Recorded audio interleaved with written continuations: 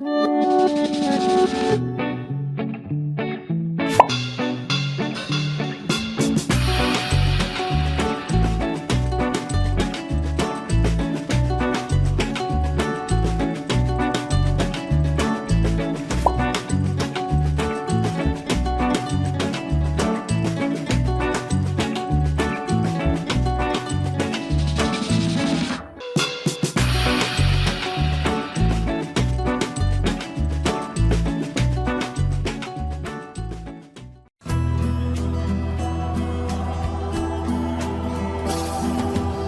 तू सूर्य ना बन सके तो चल दीपक ही बन। अगर तू बुद्ध ना बन सके तो चल मनुष्य ही बन। अगर तू तूफान ना बन सके तो चल हवा का झोंका ही बन। अगर तू सब कुछ ना बदल सके तो चल सिर्फ एक बदलाव ही बन। बसे हैं संभावनाओं के मोती तेरी क्षमताओं में। बस एक बार तू अपने अंदर झांक कर तो देख। बस एक बार तू अपने अंदर झांक कर तो देख। जग जीतना उतना कठिन नहीं, जग जीतना उतना कठिन नहीं। सिर्फ तू मन को बस में कर तो सही, सिर्फ तू मन को बस में कर तो सही।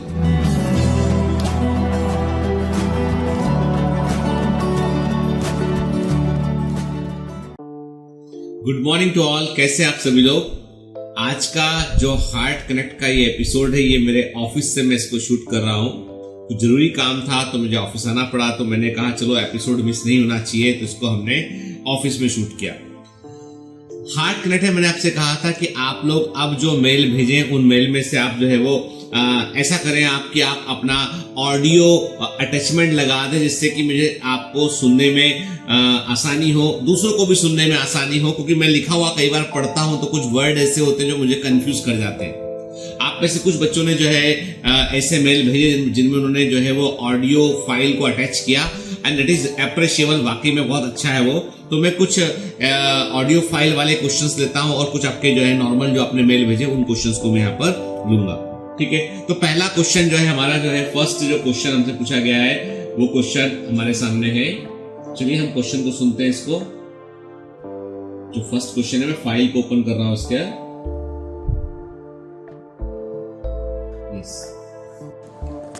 Respected Geeten sir, I am your official commando and I am 20 years old. Sir ये मेरा रिपीट बैच है, रिपीट ईयर है। लास्ट ईयर मैंने नीट की प्रिपरेशन की थी, बट बहुत सिली तरीके से बहुत ज़्यादा टाइम वेस्ट किया था, इसलिए मेरे सिर्फ 300 मार्क्स आए थे। बट सर इस ईयर मैं टारगेट बैच में स्टार्टिंग से ज्वाइन हूँ, एक भी बैकलॉग नहीं है और मैं स्टार्टिंग से शेड्यूल फॉलो करते आ रही हूँ। और सर मैं अपना रिलेशनशिप और एकेडमिक्स दोनों अच्छे से मैनेज कर रही थी, पर सर कुछ टाइम पहले मेरी फैमिली को मेरे रिलेशनशिप के बारे में पता चल गया। सर जो इंडियन फैमिली में नेचुरली होता है, मेलोड्रामा वगैरह सब कुछ हुआ, और उन्होंने बोला या तो तुम पढ़ाई करो या तो फिर हम तुम्हारी शादी कर देंगे। सर फिर उन लोग ने ज़्यादा टॉर्चर नहीं किया मेरी फैमिली ने, बट फिर उसके बाद मैंने अपने BF से बात की, जिनके साथ मैं रिलेशनशिप में हूँ, उनसे बात की और उनको सब कुछ बताया।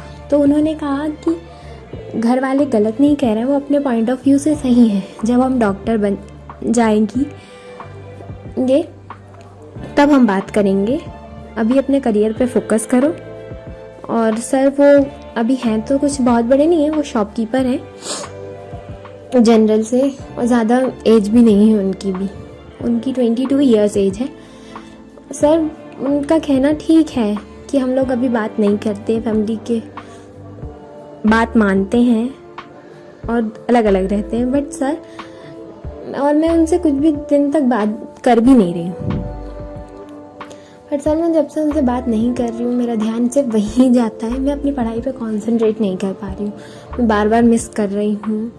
सर कुछ सॉल्यूशन दीजिए कि मैं पढ़ाई पे वापस वैसे ही फोकस करूँ। पहले मैं हैप्पी रहती थी, अपना उनसे आधा घंटा दिन भर में एक बार निकाल लिया और उसके बाद अपना टोटल टाइम पढ़ाई करती थी। पर अब ऐसा हो रहा है कि मैं बीच बीच में पढ़ाई छोड़कर उधर ध्यान देने लगती हूँ। तो सर प्लीज़ कुछ सॉल्यूशन दीजिए कि मैं पढ़ाई पर वापस फोकस करूँ और उधर मिस ना करूँ उनको। तो हमारे पहली समस्या जो हमारे सामने आई ये है कि जो है ये नीट की तैयारी कर रही हैं और एक रिलेशनशिप में है। इनका बोलना ये है कि रिलेशनशिप को और नीट की तैयारी को जो बखूबी दोनों रोल को ये प्ले कर रही थी, रिलेशनशिप को मेंटेन भी कर रही थी, तैयारी भी कर रही थी, पर घर वालों को मालूम चल गया किसी प्रकार। ठीक है, देखिए नंबर एक, घर वालों के पॉइंट ऑफ व्यू से जो बात कही जाए कि घर वाले चाहते हैं कि आप सिर्फ पढ़ाई पर फोकस करें, आप पढ़िए या फिर वो शादी कर देंगे। तो घर वाले यदि आप उनका पॉइंट ऑफ व्यू देखोगे तो उनका पॉइंट ऑफ व्यू बिल्कुल सही है, वो गलत नहीं है अपने पॉइंट ऑफ व्यू पर। वो आपसे चाहते हैं कि आप समर्पित होकर पढ़ाई करें। आप यदि आप नहीं पढ़ेंगी तो सजा के तौर पे आपकी वो शादी कर देंगे, ऐसा उन्होंने कहा। ठीक है, लेकिन उनके खुद के इंटेंशन ये है कि आप पढ़ लें और पढ़ लिख कर आप डॉक्टर बने आप। ठीक है, अब आपका खुद का कहना ये, देखिए आपके ही वर्ड है, मैं अपने वर्ड को मैं मॉडिफाई नहीं कर रहा हूँ, आपके ही वर्ड है। आपने कहा है कि वो कोई बहुत बड़ा काम नहीं करते हैं, छोटा सा काम है उनका, अपना दुकान संभालते हैं वो। ठीक है, और लड़का समझदार है, इसमें कोई दो राय नहीं कि उसने बोला कि घर वाले तुम्हारे गलत नहीं है, इसमें हमें कम बात करना चाहिए अभी। ठीक है, जब तुम अपनी पढ़ाई कर लो, निकल जाओ, तब हम उसके बाद में बात जो है वो हम देखेंगे। ठीक है, तो लड़का तो एकदम समझदारी की बात बोल रहा है कि भाई हमको भी जो है उसमें नहीं, अभी हमको थोड़ा सा पॉज करना चाहिए, तुमको पढ़ने पे फोकस करना चाहिए। He is absolutely right. दूसरी बात बेटा, मैं एक बात बताऊं, मैं तुमसे बड़ा हूं उम्र में और मैं बहुत दुनिया देखा हूं अभी, है ना, तो मैं ये बोलूंगा तुमसे कि क्या होता है कि इस एज के जो रिलेशनशिप होते हैं ना, उनकी सक्सेस सिर्फ प्यार नहीं होती है। उनकी सक्सेस का एक बड़ा कारण होता है कि आपके साथ में क्या क्या अचीवमेंट और जुड़े हैं। ठीक है, देखो मेरी बात को ऐसे लेना, प्रैक्टिकल वे में लेना, मेरी बात को एकदम प्रैक्टिकल वे में लेना कि आप जो है मेडिकल एंट्रेंस की तैयारी कर रही हैं, अभी आप कुछ नहीं है। टू बी वेरी फ्रैंक, अभी आप सिर्फ 12th पास करके आप तैयारी कर रही हैं, अभी आप कुछ नहीं है। जब आप मेडिकल एंट्रेंस एग्जाम निकाल लेंगी और मेडिकल कॉलेज में पहुंचेंगी, और मेडिकल कॉलेज में पहुंचने के बाद आपको जो है वहां पर जो है वो बहुत सारे अलग अलग लोगों से आपका इंटरेक्शन होगा। वहां पे कई लोग आपको मिलेंगे, आपके क्लास में के जो में लड़के होंगे, सीनियर होंगे, सब होंगे। वहां का एक अलग माहौल होगा जो आपके फिलहाल के प्रेजेंट माहौल से अलग होगा। मैं बिल्कुल मानता हूं कि प्यार की जो इश्क की, मोहब्बत की अपनी एक इंटेंसिटी होती है, मैं उसको जरूर मानता हूं मैं। पर एक बात मैं जरूर बोलूंगा कि जब आप वहां पहुंचेंगे तो कहीं ऐसा ना हो कि इस डिसीजन को आप रिग्रेट करें। और अभी आप बोलेंगे, अभी आप भावनाओं में होते तो आदमी बोलता है नहीं हम सच्चा प्रेम करते हैं, हमको कोई फर्क नहीं पड़ता कि कोई की शॉप है, दुकान है, क्या काम करता है, हमें कोई फर्क नहीं पड़ता इस बात से। पर मैं कह दूं आपसे कि प्रैक्टिकलिटी ये है कि फर्क पड़ता है। सच्चाई ये है कि फर्क पड़ता है। जब आप आज के 10-15 साल अपने आप को आगे करते हैं और आप इमेजिन करते हैं कि आज से 15 साल आगे, आज आपकी उम्र 20 साल है, आप 35 साल के हैं, आज आपकी उम्र 18 साल है, आप 32-34 साल के हैं, आप हैं समाज में जहाँ खड़े हैं, वहां पर आप क्या करते हैं, क्या रोल प्ले करते हैं, किस आप पद पर हैं, क्या आपका जॉब है, जॉब कंटेंट क्या है आपका, और कितना आपने समाज में अचीव किया, अर्जित किया। जब आप उसको देखते हैं तो फिर आपको फिर पीछे पलट के देखने में आपको लगता है कि यार कुछ छूट गया है, कुछ हमारा ऐसा है कि जो हमने जो है वो अचीव नहीं कर पाए हैं, कि जो हम कर सकते थे। तो वो जो रिग्रेट है ना, वो सारी की सारी फीलिंग्स को वो 180 डिग्री पे घुमा देता है। तो मेरा पॉइंट यही है आपसे कि इस समय आपको इन चीजों में पढ़ना ही नहीं है। घर वाले गलत नहीं बोलते, घर वाले सही बोलते हैं। ठीक है, मैं ये नहीं बोलता हूँ कि हमारे फीलिंग्स किसी के साथ नहीं हो सकती है, रिलेशनशिप किसी के साथ नहीं हो सकता है, मैं ये बिल्कुल नहीं बोलूंगा आपसे। ह्यूमन नेचर है, कुछ हार्मोनल अट्रैक्शन होता है, कुछ हमारा इमोशनल अटैचमेंट होता है, कुछ हम जो है वो कोई एक व्यक्ति ढूंढते हैं जिससे अपनी सारी बातें शेयर कर सकें। तो बहुत सारी चीजें होती हैं। तो लेकिन इसको फिलहाल में आप ये मानकर चलिए कि it's just a good friendship, इसको ये मानिए आपने से VF वर्ड यूज किया आपने, तो ये सब चीजें अभी छोड़ देते हैं इसको। अभी हम ये मान लेते हैं कि जो हुआ सो हुआ, वो वहां पर वो स्टॉप किया उसको हमने। अब आगे जो होगा वो हम समय के अनुसार तय करेंगे। अभी पहले आपका टारगेट आपका एग्जाम है, पहले आप एग्जाम पर फोकस कीजिए, एग्जाम में अच्छा परफॉर्म कीजिए, सिलेक्ट होइए, एक अच्छे डॉक्टर बनिए, और जब आप MBBS कर चुकी होंगी तब आप डिसाइड कीजिए इस बारे में कि क्या मुझे वाकई में अब भी इनसे शादी करनी है। Then your decision will be an informed decision। समझिए बात के दो तरह के निर्णय होते हैं। एक होता है साधारण निर्णय, जिसमें हमने भावावेश में, भावनाओं में आके एक निर्णय ले लिया। एक होता है इन्फॉर्म डिसीजन। इन्फॉर्म डिसीजन का मतलब होता है एक ऐसा निर्णय जिसको हमने पूरी जानकारी के बाद होशो हवास में लिया है, it is called the inform decision. ठीक, और इन्फॉर्म डिसीजन जो है वो कब होगा तुम्हारे केस में, जब तुम एमबीबीएस में पहुंच जाओगी, एमबीबीएस कर लोगी, उसके बाद फिर तुम अपनी मैरिज के लिए प्लान करोगी।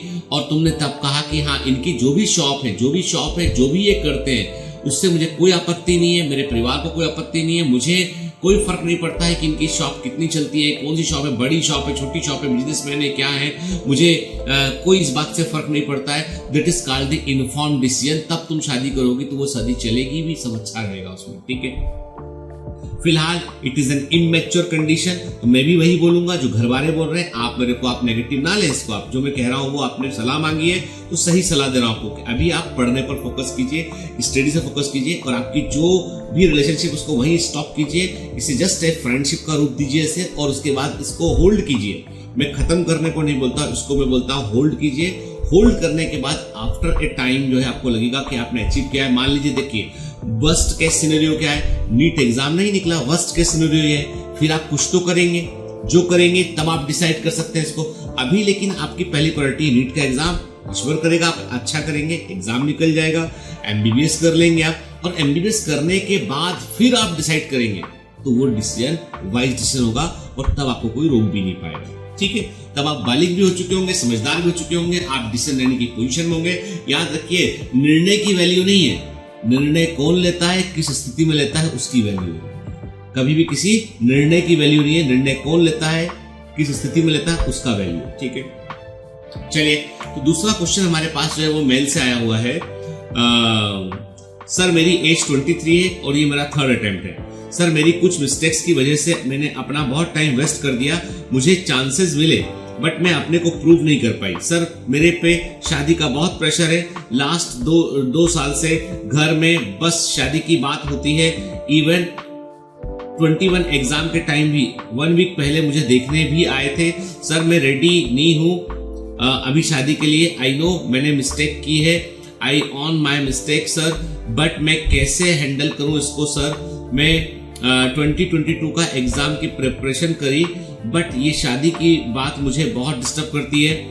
मैं फोकस भी नहीं कर पाती है, घर में कोई सपोर्ट नहीं करता। मैं अपने पेरेंट्स को गलत नहीं बोल रही हूँ, बट सर मैं रेडी नहीं हूँ अभी। घर में इन्वॉल्वमेंट भी नहीं है पढ़ने का, काम करने होते हैं और घर के टाइम मैनेज नहीं हो पाता, घर में टाइम मैनेज नहीं हो पाता। Sir please, it's humble request, please guide me sir, मुझे अभी लाइफ में बहुत कुछ करना है प्लीज सर। देखो बेटा, सिंपल सी बात है कि आपकी जो एज है, देखो कभी कभी क्या होता है, हम एक तरफा सोचते हैं। आपकी एज 23 ईयर्स है, ठीक है, घर वाले यदि शादी के लिए, आपकी शादी के मैरिज के लिए किसी को ढूंढ रहे हैं, सर्च कर रहे हैं, आपको मिलना पड़ रहा है, तो ये वो अपनी जिम्मेदारी समझकर कि उनकी जिम्मेदारी ये है कि आपको वो सही समय पर आपकी मैरिज के लिए वो सही व्यक्ति को चुन ले। ठीक है, जैसा हमारा इंडियन सोसाइटी बना हुआ है कि यदि एक उम्र अधिक हो जाती है तो फिर लड़के मिलना कम हो जाते हैं, और ये फैक्ट भी है, इसको हम हाइपोथेटिकल नहीं बोल सकते, सच्चाई भी है कि एक उम्र के बाद जैसे आप सपोज कि 28 ईयर है तो चांसेस कम हो जाते हैं, 30 ईयर है तो फिर वैसे में क्या होता है, वैसे में फिर जो है वो मतलब चॉइसेस बहुत सारी नहीं होती। तो घर वाले गलत नहीं है, आप कहां पर चूक रहे हैं, आपने जिस उम्र में, देखो नॉर्मली ये होता है 18 साल में हम 12th क्लास में होते, 17-18 साल में हम नीट का एग्जाम देते हैं, 19-20 साल में हम अंदर हो चुके होते हैं, 25 साल में हमारा 25.5 साल में एमबीबीएस हो चुका होता है। कायदे में इस समय आप 3rd ईयर ऑफ एमबीबीएस में होती तो घर वाले कभी बात ही नहीं करते। यदि इस समय आप 2nd year 3rd year MBBS कर रही होती तो घर वाले मैरिज की बात नहीं करते, वो आपके एमबीबीएस करने के बाद ही बात करते हो। Achievements and your milestone decide everything, कि क्या अचीव किया है, किस समय अचीव किया, वो डिसाइड करता है। तो आपने भी अभी आप तैयारी कर रही हैं तो घर वालों को इस बात पर संदेह है, क्योंकि पहले भी आपने 3 अटेम्प्ट दिए हैं, चौथा अटेम्प्ट आप जो है देने वाले हैं। तो घर वाले, आप बताओ मेरे को कि घर वाले किस पॉइंट पे गलत है। घर वालों को सिर्फ आप इतना बोलिए कि ठीक है, हम 1 साल ये हमको दीजिए 2022 वाले एग्जाम का, उनसे आप you can negotiate with them, you can not oppose them. इस समय आप अपोज करने की कंडीशन में नहीं है, आप नेगोशिएट करने की कंडीशन में। बोलिए ठीक है 3 साल खराब हो गया, आप ढूंढिए अच्छा लड़का, हम आपको रोकेंगे नहीं, आप ढूंढिए उसके लिए और आप हमको पढ़ने दीजिए। मैं कह रहा हूं उनको ना करने का कोई पॉइंट नहीं है, वो अपना ढूंढ रहे हैं, अपना कोशिश कर रहे हैं, उनका अपना मैराथन चल रहा है, वो कोई हंसी मजाक नहीं है। लंबा वक्त लगता है चीजों में, आपको भी पसंद आना चाहिए, सामने वाले को पसंद आना चाहिए, बहुत चीजें होती हैं। उनको उनका प्रोसेस करने दीजिए, आप अपना प्रोसेस कीजिए और आपके प्रोसेस से डिसाइड होगा ये। आपने एमबीबीएस मान लीजिए, अब आपने 2022 का एग्जाम निकाल लिया, आपने एग्जाम निकाल लिया और आपने सिलेक्ट हो गई है, तो अब घर वाले अब आप घर वाले आपके लिए डॉक्टर लड़का ढूंढना शुरू करेंगे। और फर्स्ट ईयर में नहीं करेंगे, वो 3 साल रुक जाएंगे। उन्हें मालूम है कि अभी जो है आपकी एज, वो बोलेंगे ठीक है, या तो मेडिकल कॉलेज में कोई ना कोई मिल जाएगा या हम ढूंढ लेंगे अपने समाज में। और डॉक्टर्स के लिए कोई ज्यादा वरी नहीं होता। बताओ, एक बार सच बताओ, जैसे आप मेडिकल कॉलेज के अंदर पहुंचते हो तो घर वाले भी वरी करना कम करते हैं। उन्हें मालूम है कि आप बेहतर हैं। तो एक अलग ही डॉक्टर्स का अपना एक अलग समुदाय है, अलग कम्युनिटी है उनकी अपनी। वो हिंदू, मुस्लिम, सिख, ईसाई, जात पात इन सबसे अलग ही है, वो अलग दुनिया चलती है पूरी। वो मेडिकल कॉलेज के अंदर जाने के बाद ही मालूम चलेगी आपको, तो आप बाहर निकलेंगे। दिस इज, आपको इस मैट्रिक्स से बाहर निकलना है तो आपको अचीव करना पड़ेगा, नहीं तो घर वाले गलत नहीं कर रहे, घर वाले ढूंढ रहे हैं आपके लिए। ठीक है, समझ रहे हैं बात आपको, आप मेरी बात। तो मैं बोल रहा हूँ बेटा, लाइफ में बहुत कुछ करना है, पर बहुत कुछ क्या करना है, you should know the direction कि क्या करना है। भाई अभी एग्जाम निकालिए, उसके बाद एमबीबीएस के बाद एमडी करना है, हमें अचीव कर। तो वो ऐसा नहीं कि शादी नहीं होगी तो कुछ नहीं होता, वो सब चीजें वो आप तय करेंगे।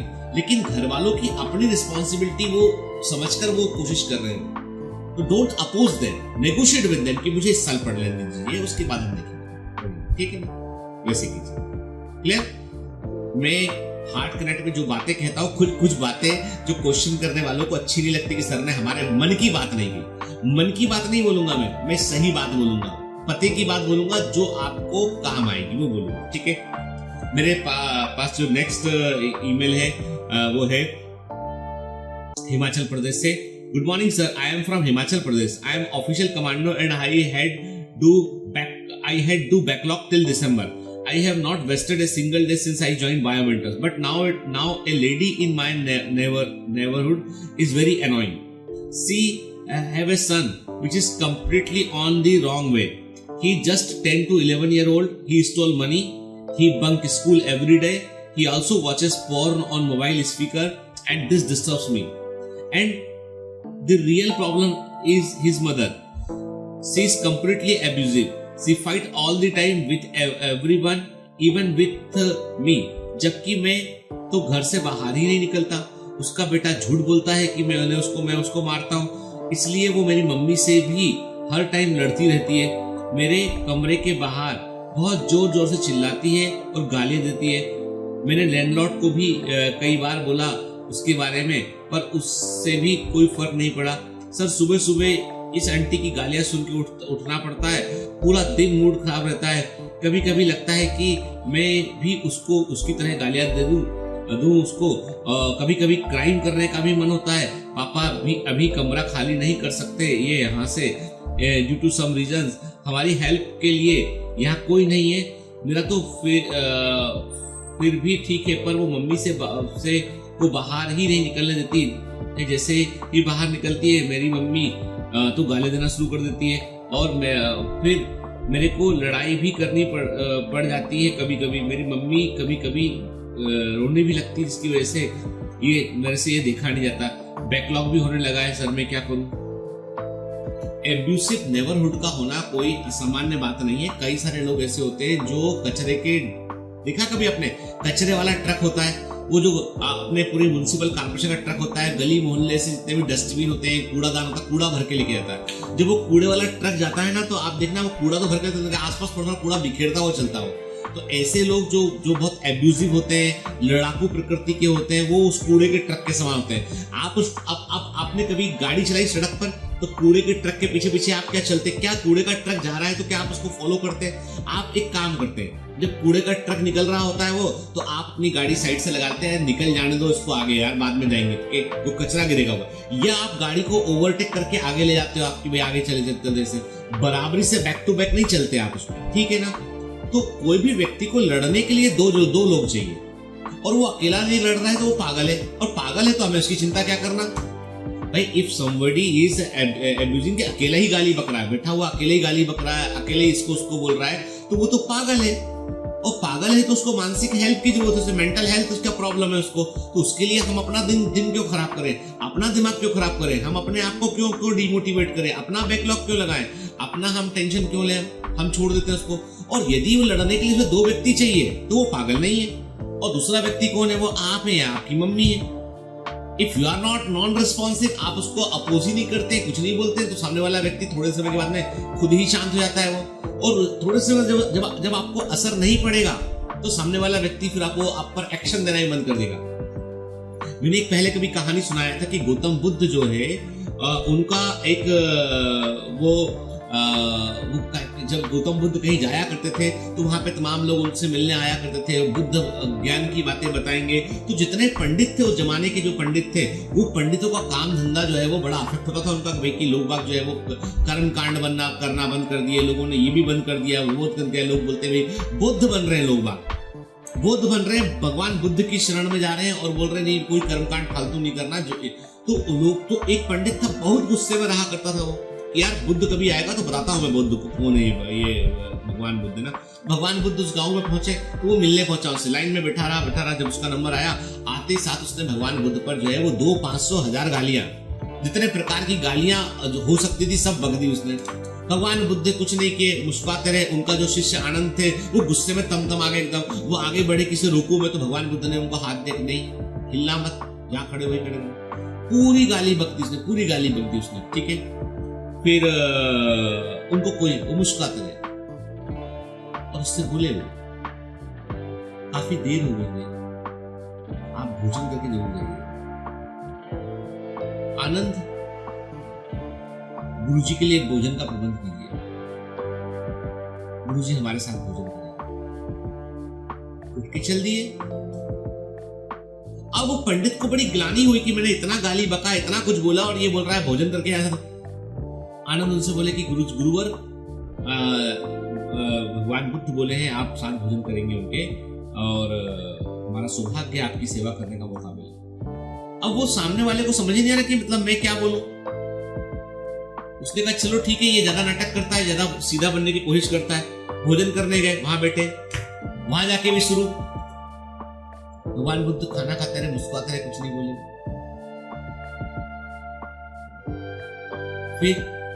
फिर उसको लगा, उसने बाद में बोला कि आपको गुस्सा नहीं आता क्या कभी? बोले नहीं, मैं आपको इतनी गालियां बका, इतनी गालियां बका, इतनी गालियां बका।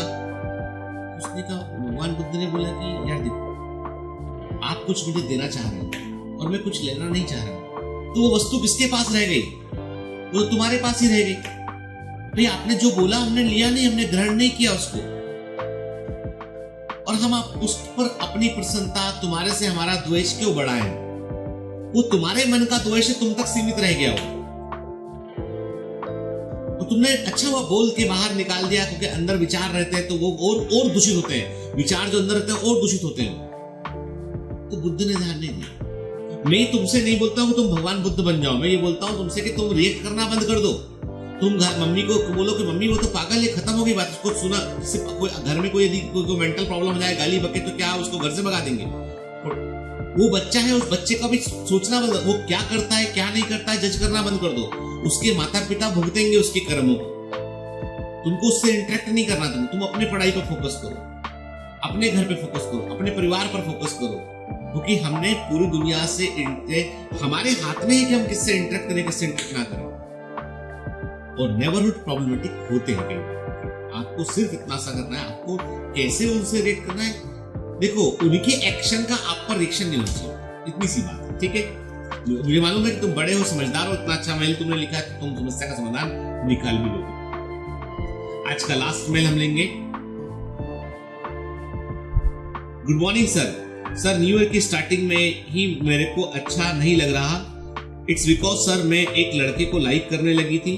वो मेरे स्कूल में मेरा सीनियर रह चुका था, बट मैंने कभी स्कूल में उससे बात नहीं की। लेकिन स्कूल के बाद मैंने सोशल मीडिया के थ्रू बातें करने लगी और उसे बातें करना भी मुझसे बहुत अच्छा लगने लगा। और वो MBBS ही कर रहा है। वो जब अपनी स्टडी से फ्री होता है तो उससे बातें करती हो, और वो 15-20 मिनट की कन्वर्सेशन मेरा पूरा दिन हैप्पी रखती मुझे। सर न्यू ईयर वाले दिन जब रात को मैं उससे बात कर रही थी तो मैंने खुद को कंट्रोल नहीं कर पाई और मैंने उससे बोल दिया कि मेरे मन में तुम्हारे लिए फीलिंग्स आने लगी हैं। तो he was like me out of word.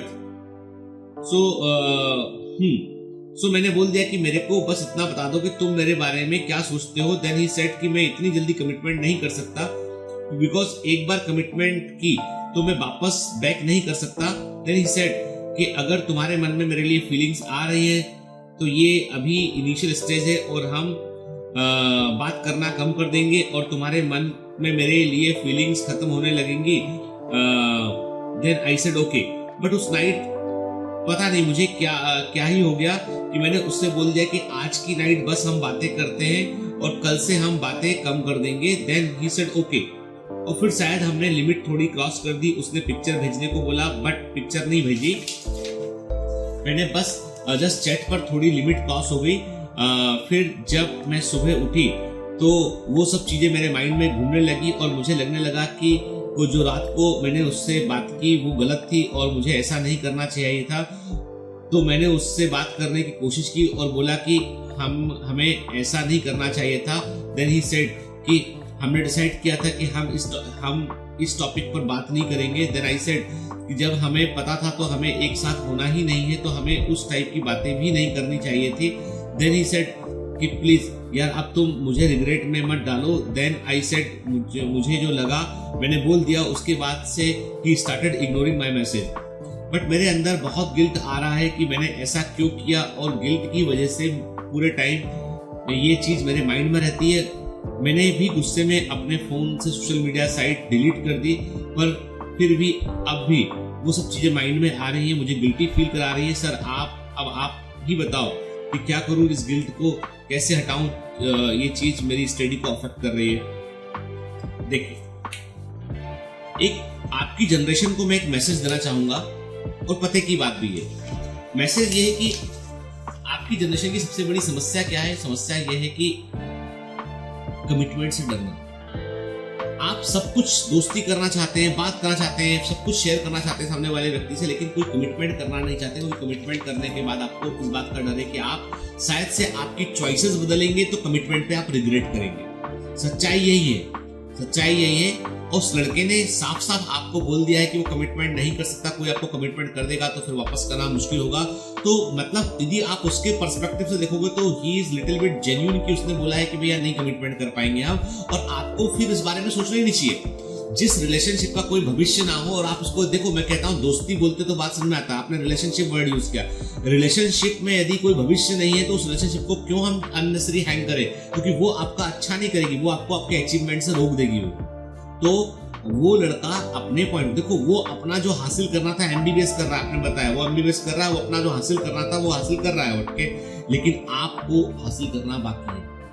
ये रिलेशनशिप उसको उसकी बजाय आपको ज्यादा डैमेज करेगा। तो उसने जो कहा है कि भी बातें कम कर देंगे और जो हो गया सो। अब देखिए, जो आपने किसी मूड में किसी समय में आके आपने भावनात्मक तरीके से आके कोई बात कह दी है, हो गया है, तो उस इश्यू को आप भी मत उठाइए, उसको भूल जाइए उसको। समटाइम्स कभी कभी क्या होता है, कभी कभी हम कुछ ऐसे काम कर गुजरते हैं, कुछ ऐसा बोल देते हैं जो हमारे अपने आप को हमें जो है गवारा नहीं होता है, तो उसका गिल्ट पालने से वो काम खत्म नहीं हुआ। यदि गिल्ट पालने से वो चीज ठीक हो जाएगी तो आप गिल्ट पाल लीजिए, पर यदि गिल्ट पालने से आप अपना आगे वाला वक्त बर्बाद करेंगे और अपने फ्यूचर को अफेक्ट करेंगे तो वो गलत है। इसलिए गिल्ट का कोई स्थान नहीं है यहाँ पे, ठीक है। जो हो गया सो हो गया। अब आपको सच तो ये है कि रिलेशनशिप जिसका कोई भविष्य नहीं है, वो चीजें जहां पर आप अपने आप को रिग्रेट भी कर रहे हैं, गिल्ट भी फील कर रहे हैं आप, तो आप क्यों उसको आगे लेना चाहते हैं? क्या ये आपके ईगो का एक इशू है? क्या आपको लगता है कि ऐसा हुआ तो मेरे साथ ऐसा क्यों हुआ? नहीं, this is too early to analyse anything. तो इसलिए उस पर मत जाइए। आप सिर्फ इतना कीजिए आप कि अभी आप स्टडी पर फोकस कीजिए। आप सोचिए कि जो हो गया। अब देखो, कई बार चीजें है ना होल्ड करने पे, कई बार चीजें होल्ड करने पर, पॉज करने पर भी सही रूप लेती है। दैट मे बी पॉसिबल कि आप यदि जो है आपकी जो फीलिंग्स है आज उसकी वैल्यू किसी को समझ में नहीं आ रही है, लेकिन चीजों को पॉज किया, होल्ड किया, लॉन्ग डिस्टेंस थोड़ा मेंटेन किया, तो दो चीजें होती हैं। Either the feeling get find वो खत्म हो जाएंगी या फिर फीलिंग और स्ट्रांग हो जाएंगी। और स्ट्रांग फीलिंग होंगी तो उनका भविष्य आगे फिर सामने वाले का कमिटमेंट उनका लेवल डिफरेंट होगा। तो इसलिए अभी आप अपने करियर पे फोकस कीजिए। ध्यान रखिए, पैरासाइट बनकर जिंदगी नहीं गुजार सकते आप, परजीवी बनकर जिंदगी नहीं गुजार सकते आप। आपको जो है वो म्यूचुअलिस्टिक रिलेशनशिप में जाना पड़ेगा। उसके लिए आपको खुद भी हासिल करना पड़ेगा, खुद भी अपने आप को प्रूफ करना पड़ेगा। करियर को और अपने निजी लाइफ को, अपने जो पर्सनल लाइफ को आप अलग रखिए इसमें, ठीक है। तो मेरा कहने का मतलब ये है कि अब आप जो है वो अननेसेसरी इस मुद्दे को दोबारा छेड़ना खुद से बंद कर दें, उसके बारे में सोचना बंद कर दें। सोच लें, दिमाग में डाल लें सबकॉन्शियस माइंड में कि ऐसा कुछ नहीं हुआ था, कुछ ऐसा नहीं है, और वो थी, वो गलती थी, हो गई गलती, खत्म हो गई बात। वो कई तरह की गलतियां होती है, उसको लेके गिल्ट नहीं पालना। हो गया जो हो गया, खत्म हो गई बात, ठीक है। यदि वो जेन्युइन, देखो आपको बता दूं मैं, दूसरी बात, सबको मैं चेतावनी दे रहा हूं, सारे लोगों को। आप सोशल मीडिया पे जिस तरह के चैट कर रहे हैं, जिस तरह के वीडियो या आप ऑडियो फाइल भेज रहे हैं, या आप जो है जिस प्रकार के आप जो है वो फोटोग्राफ भेज रहे हैं, ये सब डिजिटल फुट मार्किंग होते हैं। हो सकता है कि ये जिसको आप भेज रहे हैं उसके पास तो सुरक्षित है, कोई तीसरा व्यक्ति वहां से निकाल ले, उसका अकाउंट हैक हो जाए, कोई भी दिक्कत होने पर आपके जितने भी ये फोटोग्राफ है ये वायरल कभी भी किधर भी जा सकते हैं। फोटोग्राफ हुए, आपके चैट हुए, इनका कोई भी व्यक्ति किसी प्रकार से मिसयूज कर सकता है। तो प्लीज बी अवेयर, समझ जाइए इस बात को लेकर कि आपको जो बात करना है पर्सनल 1-to-1 बात कीजिए सामने वाले व्यक्ति को। चैट पर बातें इस तरह की मत कीजिए जो कंट्रोवर्शियल हो, जिस पर कि आप दिक्कतें पड़ जाएं। चैट पर ऐसे फोटोग्राफ मत भेजिए सोशल साइट पर जहां पर कि आप दिक्कत में पड़ जाएं। ऐसे वीडियो मत भेजिए जहां पर आप दिक्कतें पड़ जाएं, क्योंकि इस तरह की घटनाएं बहुत घट रही है। पुलिस में हर दिन हजारों की संख्या में ऐसी कंप्लेंट्स हो रही है, ठीक है। मैं ये नहीं बोलता हूँ कि हर आदमी गलत होता है, पर वो मोबाइल किसी और के हाथ लगा और वो मोबाइल से कोई चीज बाहर निकल गया, उसका मोबाइल का स्क्रीन खराब हो गया, सुधरने दिया, सामने वाले ने निकाल लिया, क्लिप को वायरल कर दिया, डाल दिया, अपलोड कर दिया कहीं पर, तो बहुत इश्यू होते हैं। इसलिए मैं सभी लोगों को बोलूंगा कि सोशल मीडिया के जो है अच्छे और बुरे दोनों एस्पेक्ट होते हैं, तो अच्छे एस्पेक्ट का ही इस्तेमाल हमें करना है। और अभी फिलहाल आप जैसे सारे यंगस्टर्स को पढ़ने पर फोकस करना चाहिए, ठीक है। मैं यही बोलूंगा। अब आप बोलोगे सर जनरेशन गैप है, एज का गैप है, आप ऐसा आप क्या जानो कि प्रेम क्या होता है। तो भैया ऐसा है, हम PhD किए हुए, ठीक है, समझ जाना। बाकी बातें नहीं करूंगा मैं। तो ये ना, ये जो जिसको हम कई बार प्रेम समझते हैं ना, तो मैं क्लियर कर दूं आपको। एक स्वीकारोक्ति ये है कि मेरे को हर उम्र में हर समय प्रेम हुआ है, मेरे को हर समय हर उम्र में प्रेम हुआ है। अभी जो है वो समय के साथ अभी करना बंद कर दिया है। तो हर समय हर उम्र में हर समय आदमी को लगता है कि यार यही सच्चा प्रेम है, और एवरी टाइम हर बार पहला प्रेम हुआ है, ठीक है ना। इसलिए अब तुम बोलोगे सर आपका ही DNA में गड़बड़ है, तो वह बात अलग है। लेकिन मैं सच तो ये बोलूंगा आपसे कि अभी आप पढ़ने की उम्र में पढ़िए, पढ़ने पर फोकस कीजिए। चलिए आज इतना ही इसमें। तो और दूसरा मैं आपसे बोलूंगा कि आप हार्ट कनेक्ट के इसमें बेहतर है। जैसे आपने देखा ना कि ऑडियो आया तो ज्यादा कंफर्टेबल हो गया हमारे लिए भी, ये आप सबको सुनने में लगा, मोर जेन्युइन समझ में आती है वो चीजें हमको। हालांकि ये सब भी जेन्युइन मेल होते हैं, ठीक है। और तो आप ऑडियो फाइल भेजेंगे तो बहुत ही अच्छा रहेगा हमारे लिए। और यदि आपको लगता है कि आप, मैंने कहा ना कि कंट्रोवर्शियल मत भेजिएगा, यदि कोई जनरल टाइप की प्रॉब्लम है, वीडियो फाइल भेजते हैं, it is also acceptable, audio file is also acceptable, ठीक है ना। और आप नहीं भेज सकते ऑडियो या वीडियो फाइल, तो आपका है ही नॉर्मल ईमेल तो है, ठीक है। चलिए मिलेंगे अगले एपिसोड में। मैं यही बोलूंगा आपसे कि स्वस्थ रहिए, अपना ध्यान रखिए, मास्क का इस्तेमाल कीजिए, और यार पढ़ने पर फोकस कीजिए, ठीक है। मैंने अभी हाल ही में एक कोटेशन मैंने खुद क्रिएट किया कि किस्मत पढ़ी नहीं जाती है, किस्मत पढ़ी नहीं जाती है, पढ़ने से बनाई जाती है। किस्मत पढ़ी नहीं जाती है, पढ़ने से बनाई जाती है, ठीक है। किस्मत बनाते हैं, चलो अपनी अपनी। All the best, bye bye.